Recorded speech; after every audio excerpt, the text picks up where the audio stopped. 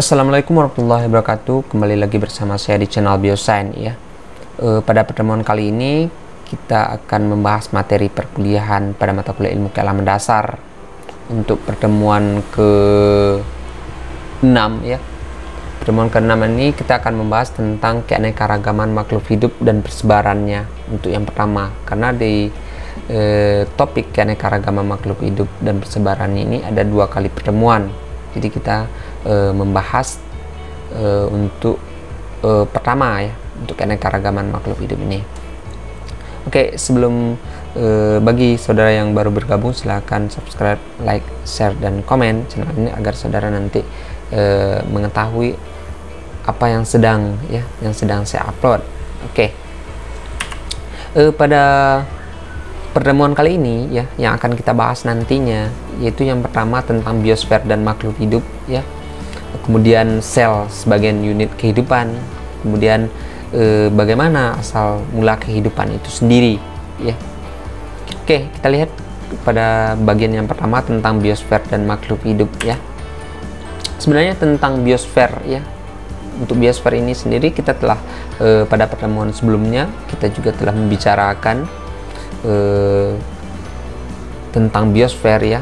Tentang biosfer ini bagian terluar dari bumi ya, apa-apa saja cakupannya sudah kita jelaskan di pertemuan sebelumnya ya. Oke, biosfer itu mencakup semua komunitas yang hidup ya di muka bumi, itu dikatakan lapisan biosfer ya. Apakah dia berada di daratan maupun di lautan ya, itu termasuk bagian dari biosfer ya. Biosfer itu terdiri atas beberapa komunitas ya, komunitas itu sendiri kumpulan dari beberapa ekosistem ya. Ekosistem nanti kita bahas tentang bagaimana struktur sebenarnya penyusun ya biosfer itu sendiri, nanti di bagian berikutnya nanti akan kita bahas ya. Dalam arti yang sangat umum ya, distribusi kehidupan di bumi itu mencerminkan variasi dalam lingkungan dunia ya, terutama dalam suhu dan ketersediaan air ya. Jadi keberadaan suatu organisme di dalam lingkungan di bumi ini ya, tentu tidak hanya mampu berdiri sendiri tanpa adanya faktor-faktor lain ya. Nanti kita lihat apa-apa saja faktor yang mempengaruhi keberadaan suatu organisme itu sendiri ya pada lingkungan biosfer itu. Oke. Kemudian apa saja faktor yang mempengaruhi ya keberadaan suatu organisme dalam suatu lingkungan itu? Kita lihat yang pertama tentang perbedaan lingkungan ya. Sifat fisik lingkungan dalam ukuran besar itu menentukan keberadaan suatu organisme ya untuk hidup dan berkembang di suatu tempat itu, dimana beberapa faktor yang menentukan, yang sangat mempengaruhi ya keberadaan suatu organisme itu ya, ada faktor suhu ya, karena sebagian besar organisme itu diadaptasi untuk hidup dalam kisaran suhu yang relatif sempit ya, dan tidak akan berkembang jika suhu lebih dingin atau lebih hangat ya. Ini sama halnya kalau kita ya, suhu tubuh kita manusia contohnya ya, keberadaan kita ini di suhu tubuh manusia ya. Biasanya kemampuan tubuh kita untuk menerima rangsangan atau panas yang dari lingkungan itu relatif kemampuannya hanya berkisar antara suhu 15 ya sampai suhu 40 ya, 40 itu sebenarnya itu sudah batas maksimum ya, batas maksimum seharusnya untuk tubuh kita, karena ada sebagian yang mampu ya berada pada ambang batas di bawah atau di atasnya ya.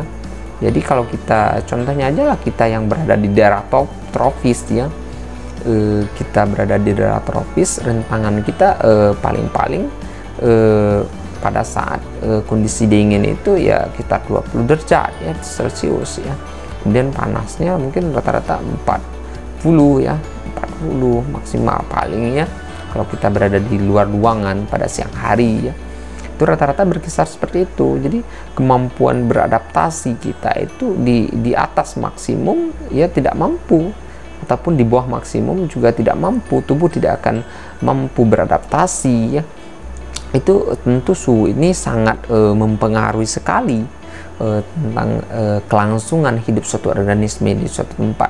Begitu juga dengan air ya. Pada dasarnya semua makhluk hidup itu membutuhkan air ya, membutuhkan air sebagai proses metabolisme yang terjadi dalam tubuhnya. Tapi terutama bagian organisme yang hidup ya di daratan itu sangat terpengaruh sekali tentang keberadaan air ini ya. Kita di daerah tropis ya, daerah tropis ini masih diuntungkan dengan kondisi musim ya, musim yang dengan curah hujan yang teratur ya. Jadi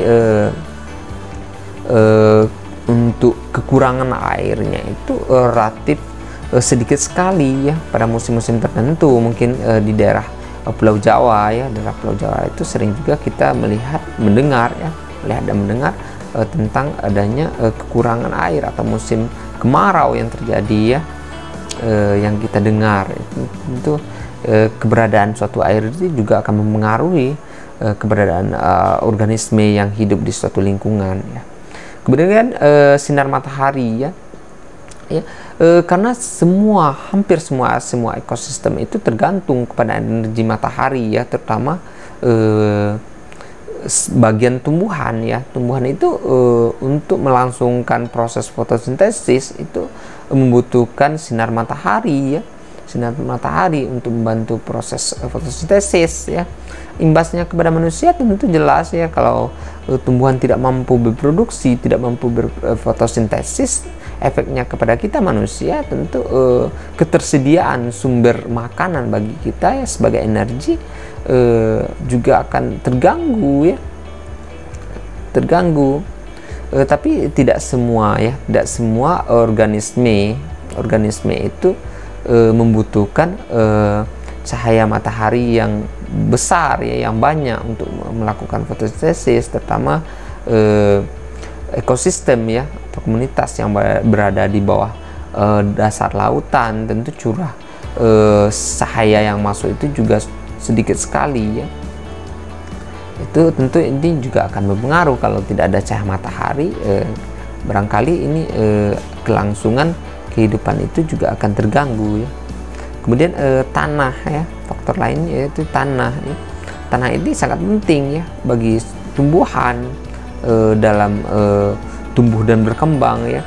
Tumbuh dan berkembang, tentu tanah itu sangat esensial sekali ya, perannya dalam kelangsungan hidup tumbuhan ya. Di samping tanah itu juga ada faktor-faktor lainnya ya, seperti pH-nya, kemudian unsur hara yang mineral-mineral yang terkandung di dalamnya seperti nitrogen atau fosfat ya. Kesediaan itu juga akan mempengaruhi berkembangnya tumbuhan itu secara baik ya, secara baik. Untuk akan faktor itu juga akan mempengaruhi sekali ya.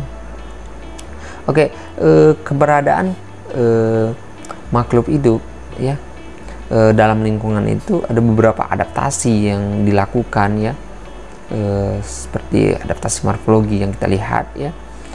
Pada gambar 1 itu, gambar A itu ada jenis tanaman yang tubuhnya dari kekurangan air ya, dari kekurangan air ada lapisan lilin ya yang dibentuk oleh daun itu, sehingga air yang masuk juga akan terkontrol lebih baik, kemudian air yang keluar juga akan terkontrol ya. Itu adaptasi lingkungan ya. Kemudian gambar B itu ini sisik pada kadal ya, salis ya. Bagaimana dia mampu beradaptasi dengan lingkungan tertentu ya, kondisi tertentu, kemampuan dayanya itu dalam melindungi dirinya. Dia memiliki sisik ya pada bagian kaki belakangnya itu untuk mampu bergerak ya di atas permukaan air sejauh 20 meter ya. Itu suatu organisme yang itu kelebihan yang dimiliki suatu organisme. Kemudian bagaimana dengan ini ya, kelinci kecil ya, kelinci kecil yang hidup di tempat tinggi di bagian barat Amerika Selatan dan Kanada ini memiliki suhu ya, suhu yang lebih suhu tubuh yang lebih panas ya. Kenapa? Karena kondisi lingkungan yang ekstrim ya, yang sangat dingin, dia harus mampu ya menghangatkan tubuhnya itu supaya dia mampu untuk bertahan hidup. Begitu juga dengan ini pengaruh abiotik ya terhadap fisiologi ini akan berbeda antara beruang kutub ya dengan tubuh yang memiliki bulu yang sangat lebat ya. Ini menjaga kestabilan tubuhnya untuk agar terlindung dengan suhu tubuhnya panas ya. Fungsinya itu tentu berbeda dengan hewan yang hidup di daerah tropis ya. Rata-rata suhu dengan bulunya itu agak tipis ya. Tentu ini karena lingkungan juga yang akan mengaruhinya, terus fisiologisnya. Begitu juga dengan kondisi geografis ya, mempengaruhi fisik makhluk hidup ya. Tentu setiap daerah itu memiliki karakteristik tersendiri ya, baik itu tumbuhan atau hewannya. Tentu ini berbeda jenisnya.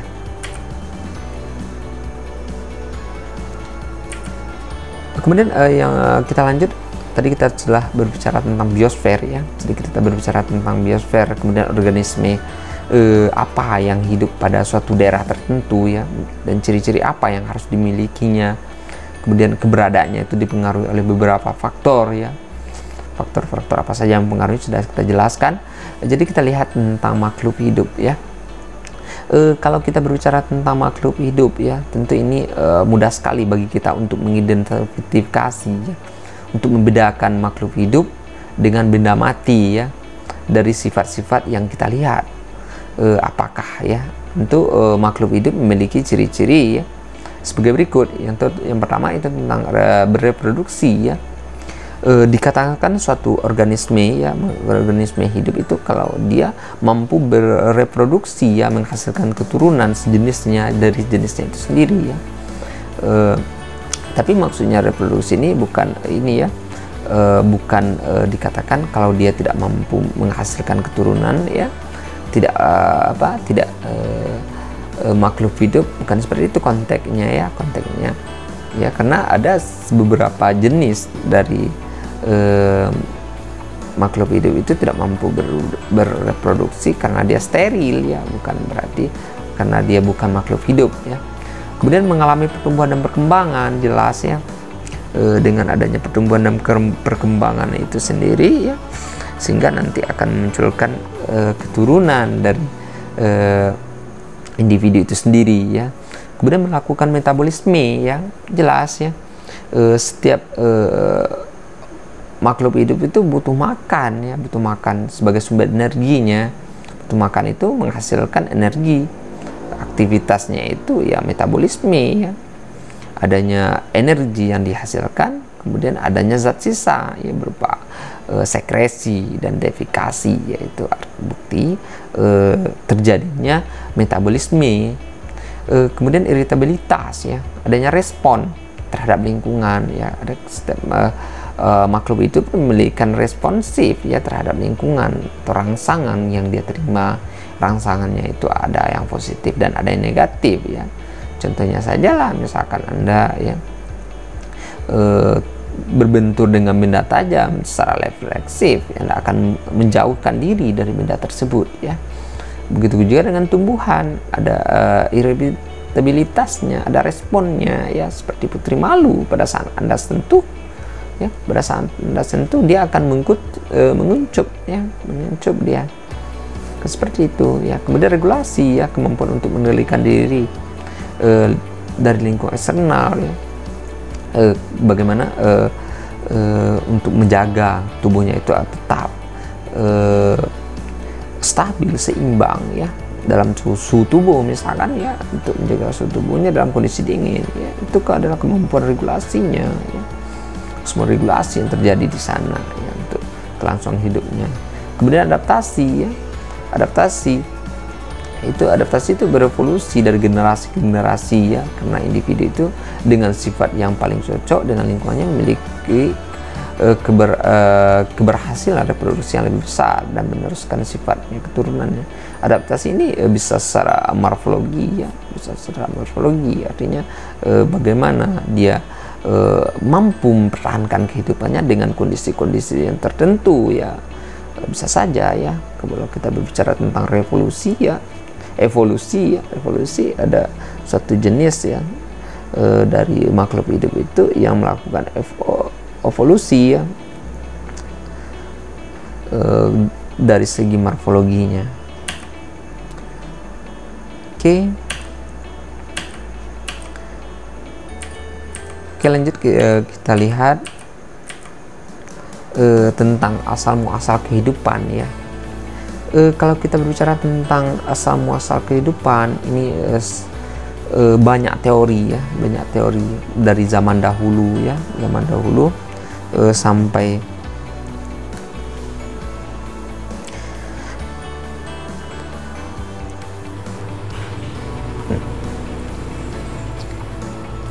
Oke, yang pertama tentang teori asal usul makhluk hidup ini, yang pertama adalah teori kosmozoa ya, kemudian teori Fuller, kemudian teori Moore, teori Allen, kemudian transcendental ya, kemudian teori modern ya, itu yang akan kita coba bahas pada pertemuan kali ini.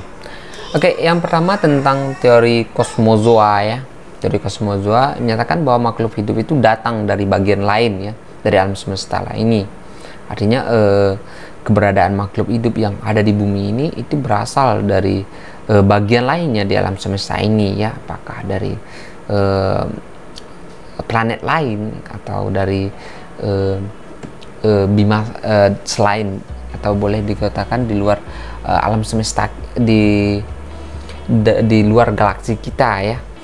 Kemudian benda berat berupa partikel-partikel kecil ya telah datang, itu menyebarkan benda hidup dan benda mati ya. Bisa saja seperti ini ya, ada alien yang mengantarkan keberadaan organisme yang ada di bumi kita ya. Kemudian benda-benda yang ada di bumi ini itu dihantarkan oleh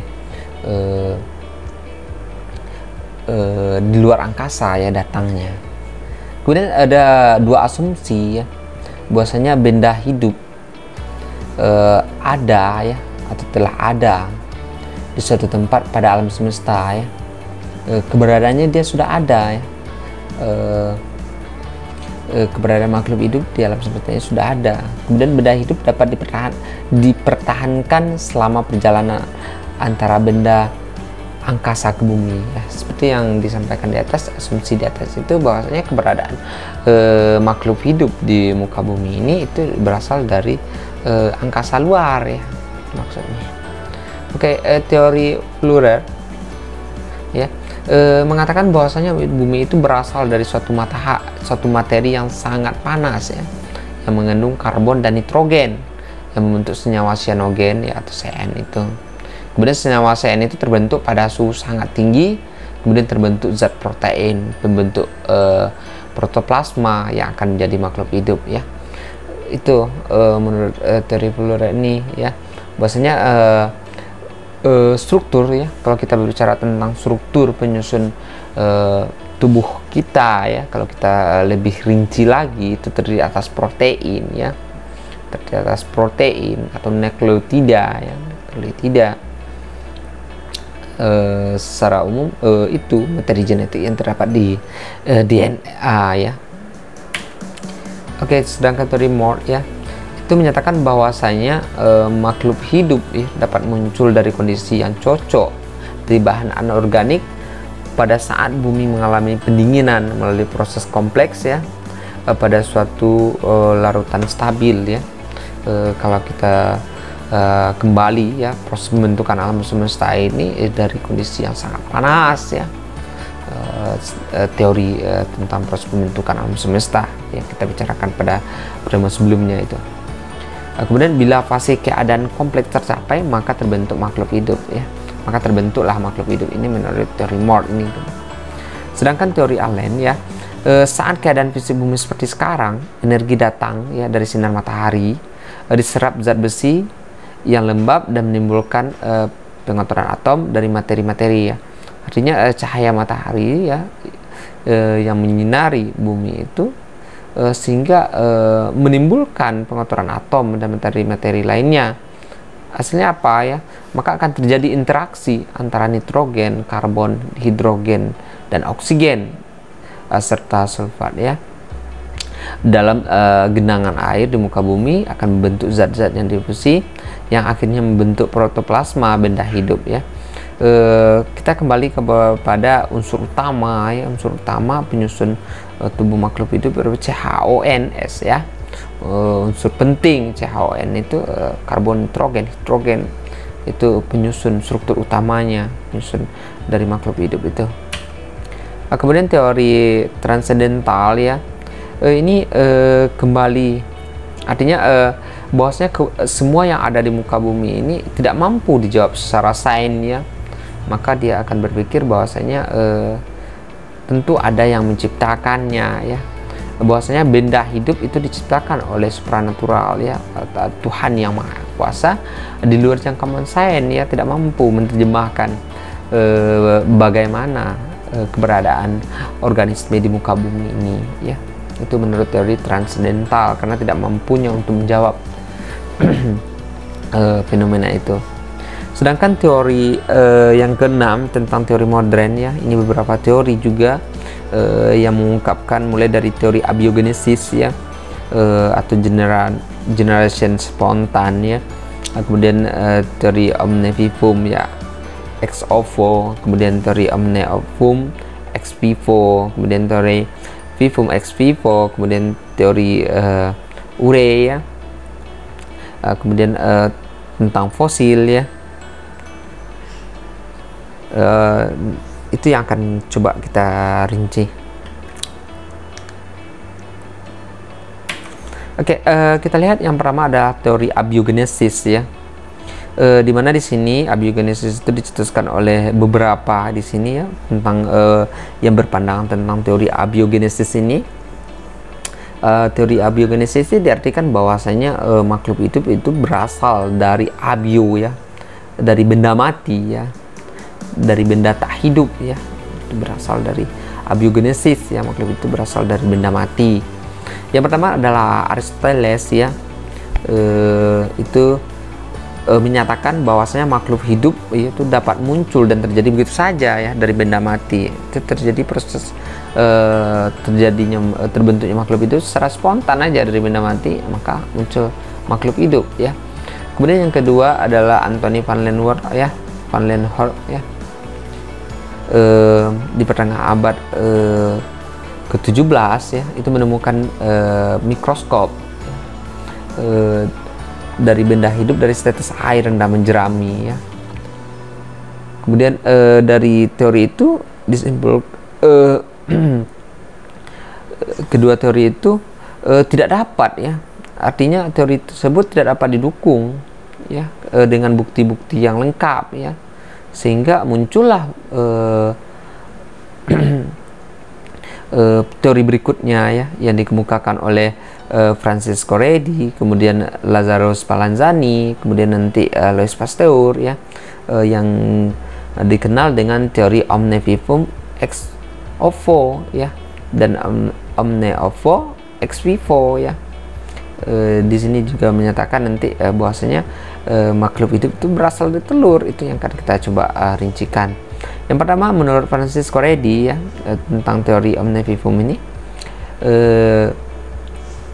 menyatakan bahwasanya makhluk hidup itu berasal dari telur ya. Nanti kita lihat eksperimennya seperti apa ya. Itu dikenal dengan istilahnya omnivivum ex ovo ya, bahwasanya makhluk itu berasal dari telur ya. Kemudian Lazzaro Spallanzani itu menyatakan telur itu berasal dari jasad hidup ya. Tadi kita dari Francisco Redi itu makhluk hidup berasal dari telur, sedangkan pernyataan dari Lazzaro Spallanzani itu telur berasal dari jasad hidup ya. Ini membuktikan Lazzaro Spallanzani ini bahwasanya jasad renik yang mencemari kaldu ya, dapat membusukkan air kaldu.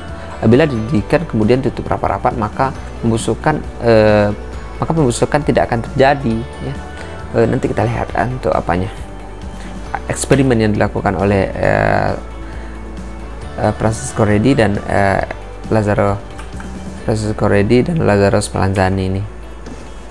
Oke, percobaan yang dilakukan oleh Francesco Redi ya, yang pertama ada tiga tabung ya, tabung Erlenmeyer, boleh dikatakan Erlenmeyer atau gelas kaca ya, barangkali seperti itu. Kemudian di dalamnya ditaruh 3 potong daging ya, 3 potong daging itu. Yang satu dibiarkan saja terbuka ya, yang satu lagi ditutup dengan kasa ya, kain kasa, yang satu lagi ditutup rapat-rapat ya. Kemudian dibiarkan saja. Setelah beberapa hari tabung yang pertama itu tumbuh belatung ya, muncul ulat di sana. Sedangkan tabung yang kedua yang di kasa juga tumbuh belatung, di atas kasa itu juga terdapat ulat ya. Sedangkan tabung yang ketiga tidak terdapat terdapat ulat.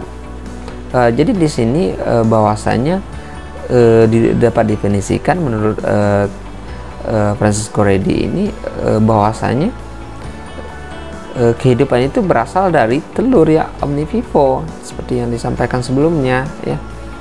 Itu yang dikemukakan oleh Francesco Redi. Kemudian selanjutnya Lazzaro Spallanzani ya. Di sini dia melakukan sebenarnya hampir sama dengan pernyataan dari Francesco Redi ya. Francesco Redi dia melakukan percobaan, tapi yang diambil sampelnya itu adalah air kaldu ya, air kaldunya. Yang pertama, air kaldu itu dididihkan ya. Setelah dididihkan dibiarkan saja terbuka satu, dan yang kedua ditutup rapat-rapat ya, ditutup rapat-rapat. Setelah dia dingin dibiarkan saja. Apa hasilnya? Di bagian yang pertama itu tidak ditutup rapat-rapat, itu tumbuh bakteri ya, tumbuh bakteri. Sedangkan tidak tumbuh ya, tidak tumbuh bakteri, artinya steril ya. Artinya apa? Pada ruang hampa itu terdapat mikroba yang mencemari ya. Itu ada eksperimen yang dilakukan oleh Lazzaro Spallanzani ya. Kemudian teori ketiga, teori vivum ex vivo ya, atau teori biogenesis. Sebenarnya dua teori terdepan sebenarnya tujuan untuk membantahkan ya teori abiogenesis, namun belum mampu terbantahkan secara detail ya. Sedangkan menurut teori vivum ex vivo ya, yang dikemukakan oleh Louis Pasteur ya, Louis Pasteur ini melakukan percobaan ya, sebenarnya ini melanjutkan percobaan dari Lazzaro Spallanzani ya, dengan berbagai mikroorganisme.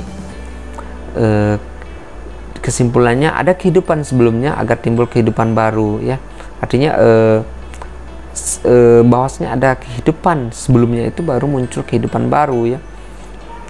Muncul teori muncul teori biogenesis itu membuat teori abiogenesis terbantahkan ya. Tapi asal mula kehidupan masih belum terungkap ya, secara teoritisnya belum terungkap. Bagaimana percobaan yang dilakukan oleh Louis Pasteur ya? Percobaannya dibuat seperti tabung leher angsa ya, tabung leher angsa. Leher angsa tentu bentuknya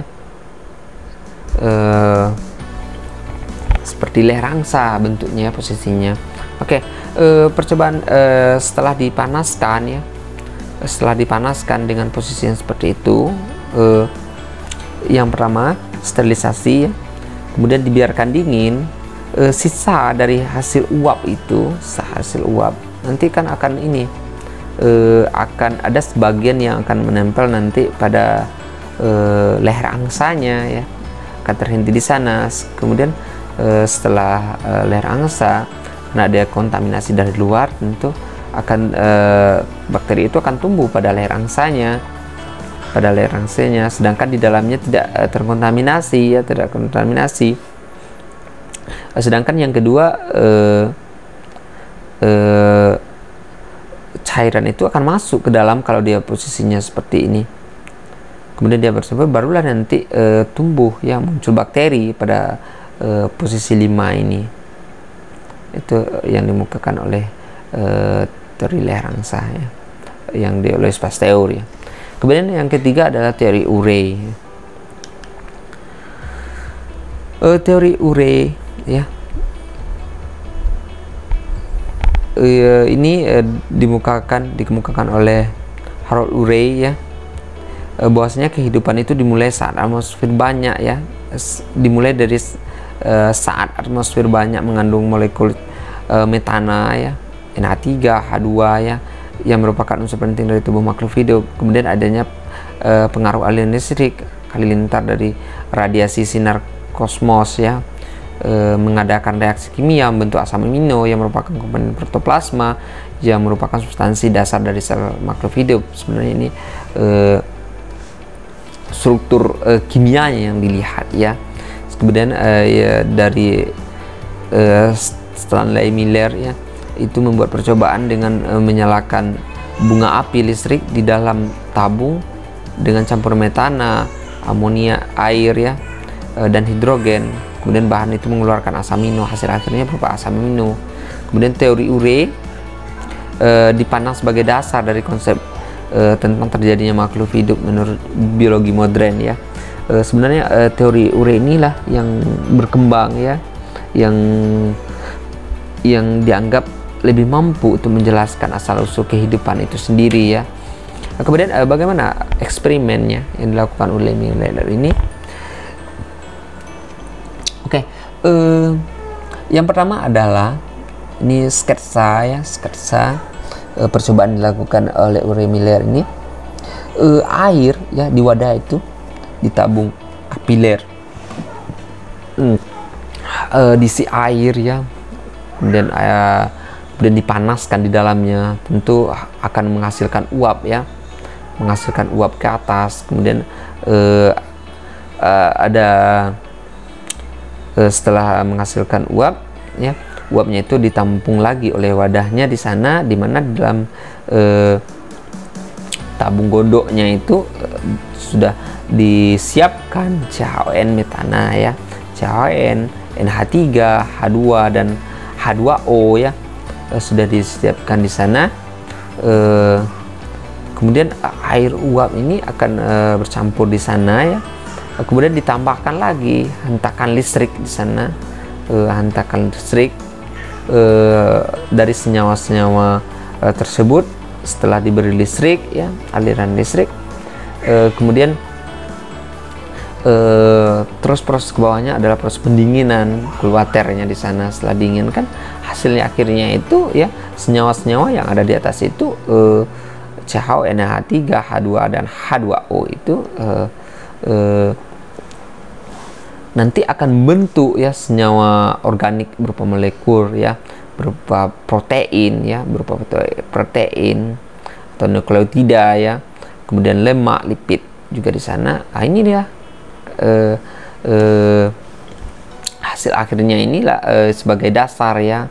Kalau kita bandingkan dengan struktur penyusun tubuh makhluk hidup itu, ya, jelas kita terdiri atas lipid, ya, asam amino, ya, asam amino juga protein yang ada di sana, di nukleotida, ya, di DNA yang kita punya akan seperti itu. Itu yang menurut teori oleh Urey dan Miller itu. Kemudian yang keempat adalah teori tentang fosil, ya. Untuk mempelajari lapisan bumi dan batuan ini tujuannya untuk mengetahui, ya, kapan dan bagaimana timbulnya makhluk hidup, ya, kapan sebenarnya kehidupan itu sudah dimulai, ya. Mulai dari Prodecambium, ya, ini apanya sekitar 500 juta tahun yang lalu itu ditemukan banyak fosil, ya, didapatkan dalam endapan, ya. Kambium itu ditemukan dalam endapan batuan, ya. yaitu di periode Kambium. Kemudian sekitar 1965 ditemukan hasil ya tentang fosil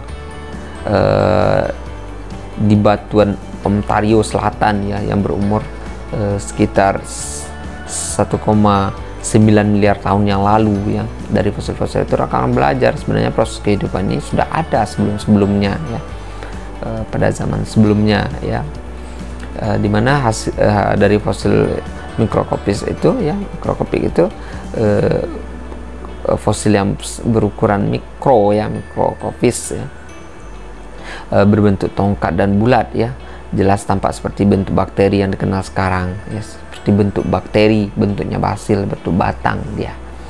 Kemudian organisme seperti bakteri juga telah ditemukan dari endapan Afrika Selatan yang berumur sekitar 3,1 miliar ya, tahun, dengan jenis Ebacteria ya, Tarion isolatum ya.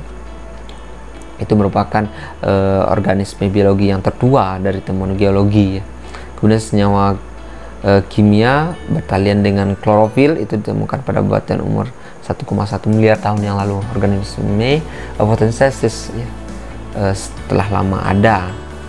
Artinya dari penemuan fosil itu orang bisa memprediksi bahwasanya kehidupan itu sebelumnya diperkirakan sekitar 1,9 tahun yang lalu fosilnya ada gitu. Jadi kehidupan itu sudah berlangsung jauh lebih lama gitu.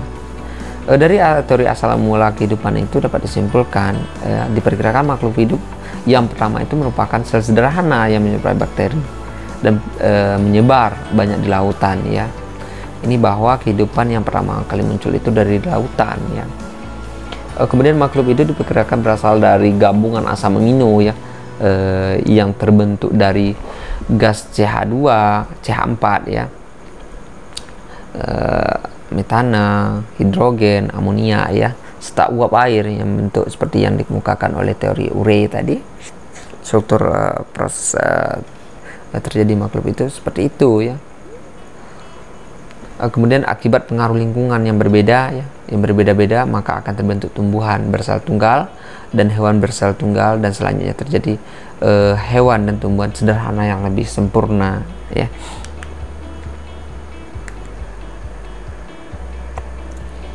Kemudian kita lanjut pada bagian berikutnya tentang sel ya sebagai unit kehidupan ya. Ini kita berbicara tentang sel lagi ya, karena struktur penyusun tubuh makhluk hidup itu ya terdiri atas sel ya, atas sel, struktur kecil penyusun tubuh makhluk hidup itu, baru nanti pada tingkatannya jaringan ya, kemudian organ, sistem organ, maka terbentuklah individu seperti tubuh kita manusia ini ya, satu orang individu ya.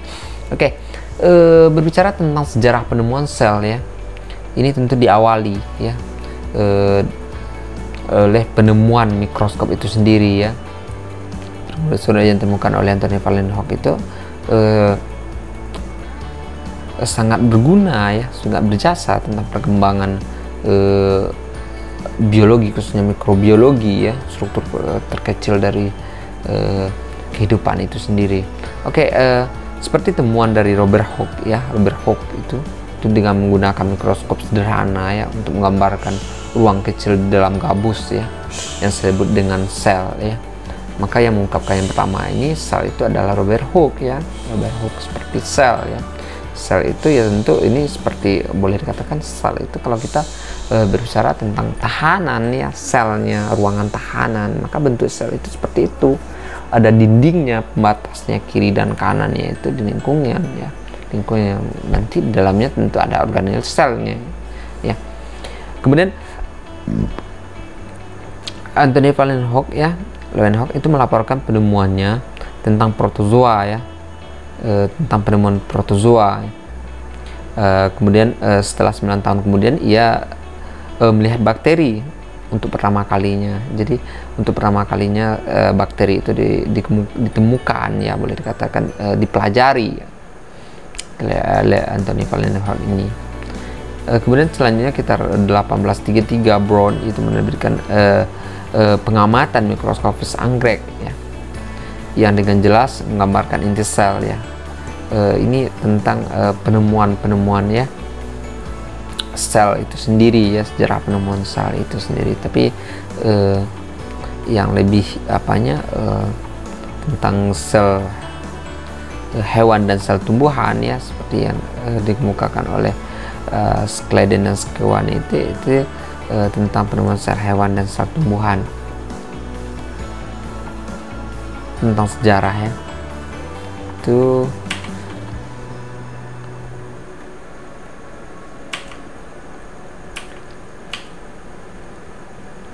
oke, langsung saja kita masuk kepada pengertian dari sel itu sendiri ya. Tadi adalah sejarah tentang sel. Kemudian sekarang kita akan bicara sel itu sendiri ya. Sel adalah unit terkecil ya bagi struktur dan unit fundamental penting ya bagi struktur dan fungsi kehidupan ya, merupakan unsur penting ya bagi kehidupan itu, karena tubuh kita itu terdiri atas sel-sel ya, baru nanti terbentuk sebuah satu individu ya. Kemudian sel itu ya adalah unit dasar dari hidup ya, seperti saya sampaikan sebelumnya bahwasanya penyusun tubuh makhluk itu adalah sel ya. Kemudian segala yang hidup itu dibuat oleh sel ya, paling tidak satu unit sel ya, itu pada sel bakteri ya barangkali. Organisme uniseluler ya, satu sel ya, terdiri atas satu sel ya, bakteri itu tubuhnya terdiri atas satu sel. Kemudian semua sel baru itu muncul dari sel yang telah ada ya, jadi dia berkembang ya. Dari sel-sel yang telah ada itu melakukan pembelahan, berkembang, pertambahan jumlahnya ya, sel itu juga nanti pada tingkat jaringan ya, dia akan berkembang. Kemudian untuk mempelajari sel ya, para ahli biologi itu menggunakan mikroskop, jelas ya, untuk mengamatinya dia harus menggunakan mikroskop ya.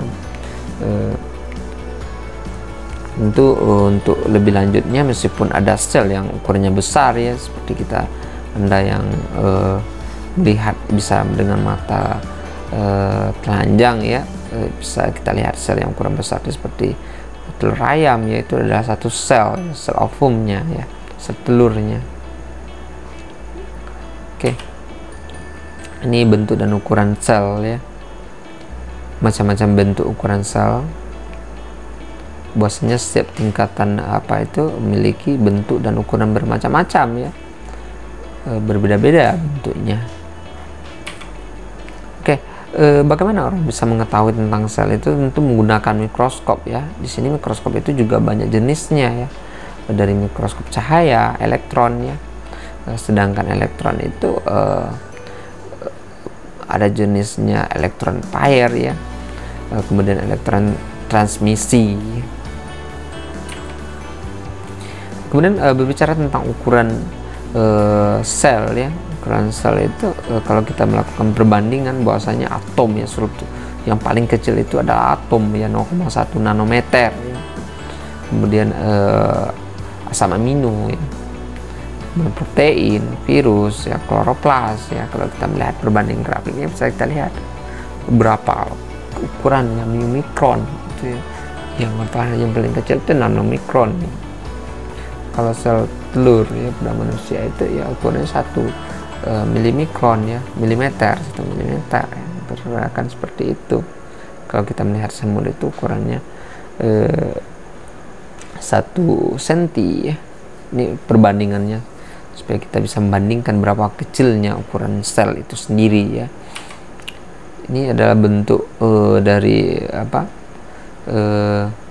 dari hasil ya mikroskop yang digunakan itu, hasilnya akan berbeda ya, kualitas yang dihasilkan. Biasanya yang lebih mikroskop elektron transmisi itu lebih bersih hasilnya ya, dari gambar pembesarannya.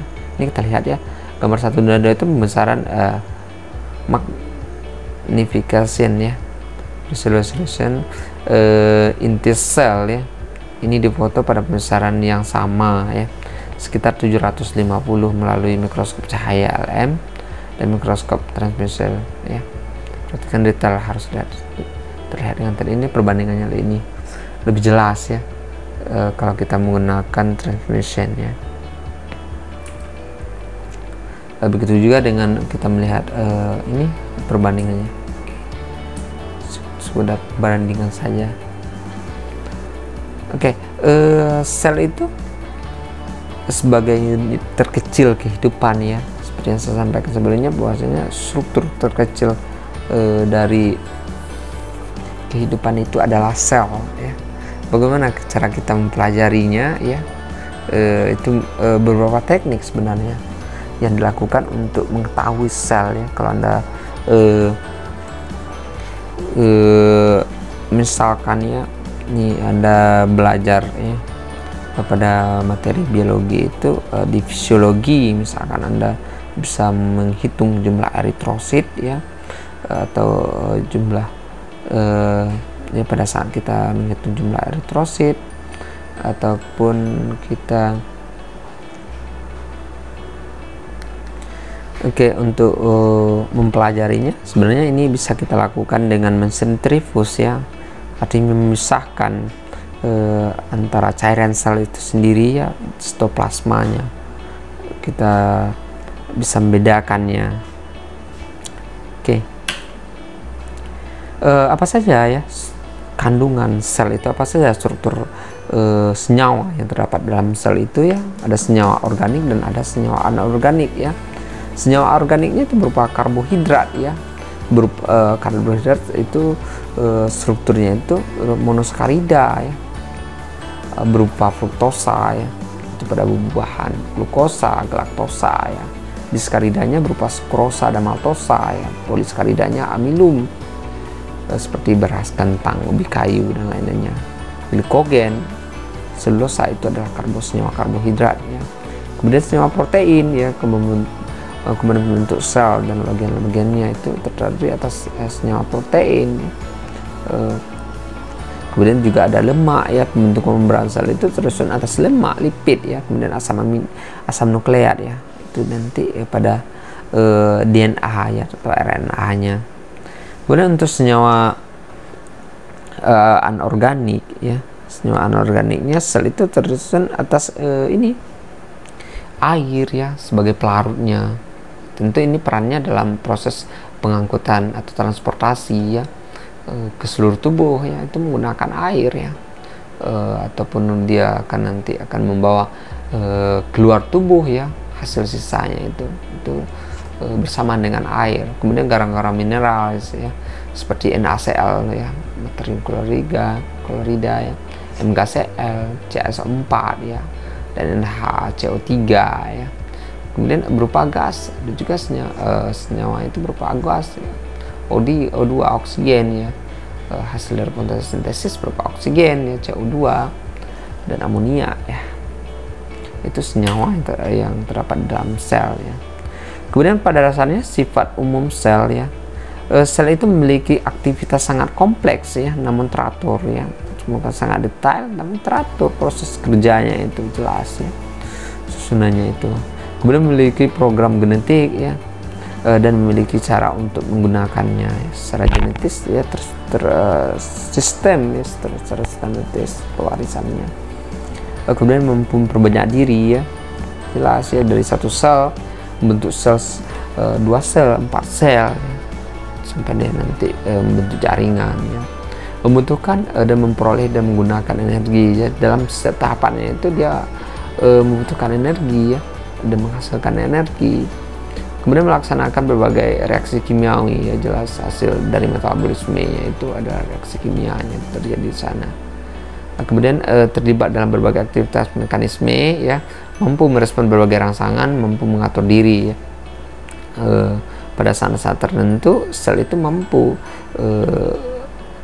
mempertahankan dirinya untuk kelangsungannya supaya tetap terjaga stabilitasannya. Kemudian ada kita kenal dari ini sel ini, ada kita kenal dari namanya sel eukariot ya, sel prokariot ya. Prokariot ya tidak memiliki membran inti atau belum memiliki membran inti. Eukariot yang sudah memiliki membran inti ya. Istilah eukariot, eukariot itu, eu itu artinya sejati, kariot itu inti ya. Jadi memiliki inti sejati ya. Sedangkan prokariot itu belum, karyon inti ya, belum memiliki membran inti ya. Memiliki karyon inti, belum inti ya, memiliki inti. Kemudian yang pertama kalau kita lihat perbandingannya, lokasi DNA-nya itu DNA-nya berada dalam nukleus ya. Nanti kita gambarkan DNA-nya itu seperti apa ya, nukleusnya itu seperti apa. Artinya DNA-nya itu tersusun ya, nukleus dalam nukleus ya, artinya teratur ya. Sedangkan pada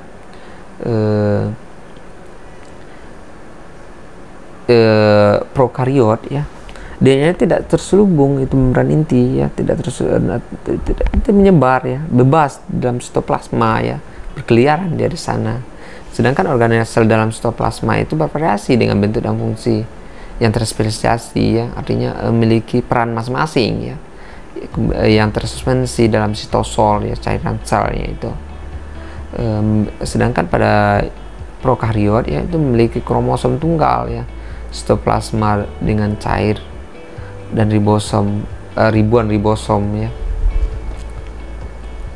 Sedangkan sitoplasma pada eukariot itu berupa cairan sel di luar inti ya, di dalam membran plasma ya. Posisinya sitosol itu, sitoplasma itu di luar inti sel letaknya ya, karena inti sel itu tempatnya nukleus ya, tempatnya DNA ya, sebagai intinya itu. Perannya nanti sebagai materi genetiknya ya. Sedangkan pada prokariot itu merupakan interior sel ya, bagian interiornya. Kalau kita lihat perbandingan ukuran ya, dari segi ukuran itu sel ya, eukariot itu berkisar antara 10 sampai 100 μmikron ya. Sedangkan prokariot itu selnya 0,1 sampai 1 μmikron, jadi ukurannya sangat kecil ya.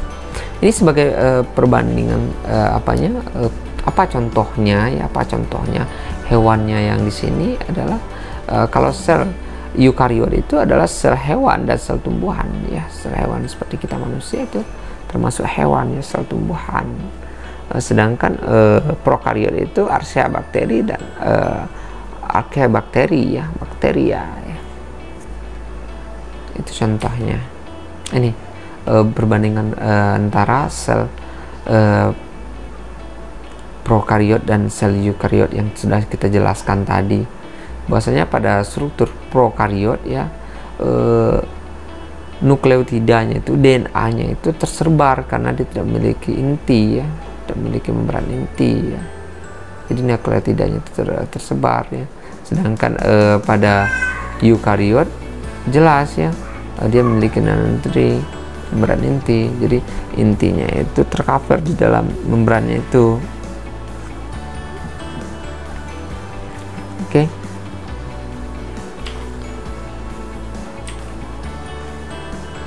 Kemudian sel eukariot ya, tadi kita sudah singgung juga bahwasanya sel eukariot itu terdiri atas sel hewan dan sel tumbuhan ya.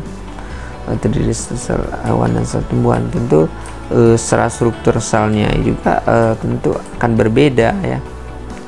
Struktur selnya akan berbeda antara struktur sel hewan dan sel tumbuhan. Yang pertama sel hewan ya, kemudian yang pertama sel itu memiliki aktivitas sangat kompleks namun teratur ya, seperti kan ciri-cirinya. Kemudian memiliki program genetik yang memiliki cara untuk menggunakannya, mampu memperbanyak diri ya. Kemudian membutuhkan memperoleh energi seperti yang kita sifat umum dari sel itu ya, sel hewan dan sel tumbuhan itu sama ya, sifat-sifat yang dimilikinya, mampu mengatur diri juga ya. Ini adalah bentuk dari sel tumbuhan ya. Ini seperti yang saya sampaikan, sel itu seperti ini, seperti sel tahanan ya, dimana di dalamnya itu ada organel-organel selnya, ada nukleusnya ya, ada nukleus ya, seperti yang Anda lihat itu bisa kita nampak bagian-bagian sel gitu pada sel tumbuhan. Itu nanti ada perbedaan antara sel hewan dan sel tumbuhan ya, dari segi Kita lihat tabel perbandingannya nanti antara sel hewan dan sel tumbuhan ini. Sedangkan organel-organelnya, yang pertama dia memiliki dinding sel ya, kemudian dia memiliki kloroplas ya, kemudian dia memiliki mitokondria, kemudian badan Golgi ya, kemudian ada sentrosom ya, kemudian dia ada nukleolusnya. Itu bagian-bagiannya bisa dilihat dari gambar itu. Kemudian sel hewan itu dia memiliki membran sel ya, membran sel tubuhnya. Untuk kalau sel hewan dan sel tumbuhan, kelenturan yang dimiliki tentu sel hewan itu selnya tidak kaku ya seperti sel tumbuhan yang keras ya, karena dia memiliki dinding sel di sana. Secara strukturnya hampir sama saja, tapi nanti tentu ada bagian-bagian tertentu yang memiliki peran-peran khusus ya. Seperti pada sel tumbuhan dia milik klorofil ya, kloroplas ya, untuk yang berperan dalam proses fotosintesis ya. Secara umum itu adalah organel sel yang terdapat di dalamnya. Ada sentrosom ya, kemudian ada mitokondria, badan Golgi, sama-sama memiliki ribosom ya, sintesa protein yang berperan dalam sintesa protein. Kemudian ada lisosom yang barangkali tidak dimiliki oleh oleh tumbuhan ya, bagian-bagian lisosom itu sendiri ya. Oke, kita lihat struktur dan fungsi sel ya. Struktur dan fungsi sel. Secara umum ya, struktur sel itu terasa dinding sel ya. Dinding sel itu memiliki fungsi posisinya adalah lapisan terluar ya, yang terdiri atas selulosa atau zat kitin ya. Struktur penyusunnya fungsinya sebagai pelindung atau penyokong ya, dinding sel itu sendiri. Kemudian skeleton ya, itu jaringan-jaringan filamen protein, itu fungsinya tetap sama, penyokong struktur. Kemudian pergerakan sel. Kemudian flagel dan silia ya, itu pemanjangan sel dan susunan sel. 29 pasang sepasang mikrotubul, memiliki 2 pasang mikrotubul. Kemudian membran plasma ya, kemudian retikulum endoplasma, kemudian nukleus ya, aparatus Golgi, lisosom ya.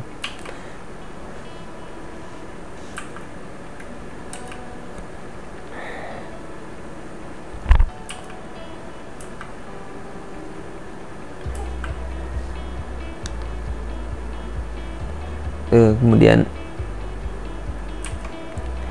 mikrobadi ya, fisikal, yang dibentuk dari gabungan lipid dan protein yang mengandung enzim-enzim ya, oksidatif dan lainnya ya.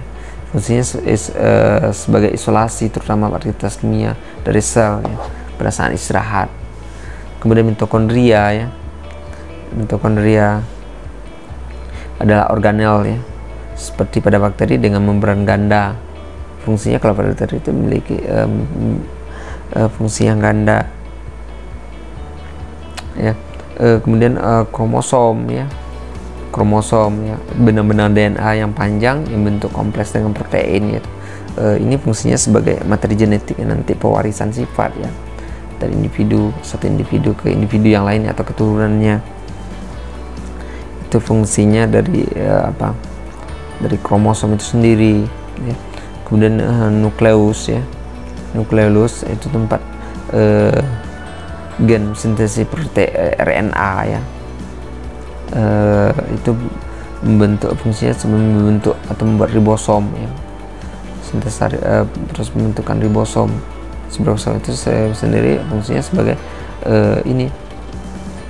sebagai sintesa protein, tempat sintesa protein ya. Oke, itulah organel sel ya, yang kita bicarakan tadi.